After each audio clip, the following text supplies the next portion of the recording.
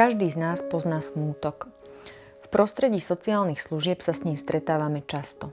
Pri strate blízkeho, zmenách zdravia, či pri pocite, že život sa nevráti späť. Smútok nie je slabosť. Je to liečivý proces, ktorý pomáha človeku prijať realitu a získať nový pokoj. Už to nie je ako kedysi. Nikto mi nezavolá. Toľko som toho už stratila. Už ani nechcem vychádzať. Rozpoznávam smútok. Mlčanie, stiahnutie, slzy, strata záujmu. Zmena nálady po strate alebo sklamaní. Jej ticho hovorí viac než slová. Nechce radu. Chce, aby som bol s ňou. Nechce a nepotrebuje počuť neplačte alebo musíte myslieť pozitívne. To, čo najviac pre ňu môžem urobiť, je byť chvíľu s ňou a sprevádzať ju jej smútkom. Pani Zuzka, zdáte sa mi byť smutná. Nad čím smútite? Smútim nad tým, čo som stratila. Stratila som svoj domov, svojho manžela. Postupne strácam všetkých mojich priateľov. Strácam silu do života. Rozumiem. Bolia vás tieto straty. Musí to byť ťažké. Som tu s vami. Chcete, aby som si chvíľu prisadol? Chcete mi porozprávať o vašom živote?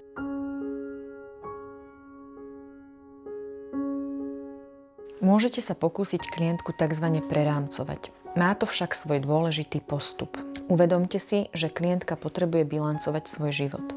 Vytvorte priestor, kde sa smútok môže prejaviť.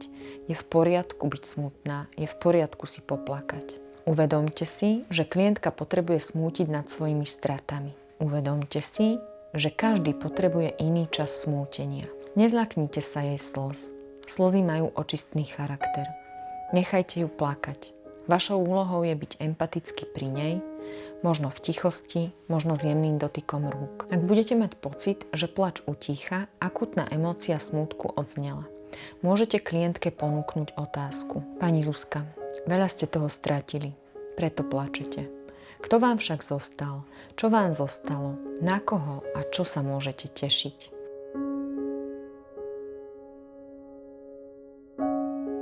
Výsledkom často býva, že klienti pocítia úľavu, vzniká dôvera, smútok sa premieňa na pokoj.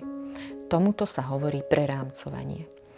Musí prebiehať empaticky, je dôležité dodržať tento postup a citlivo reagovať a napojiť sa na klientku. Ak emóciu príjmeme, časom sa mení na pokoj a vďačnosť.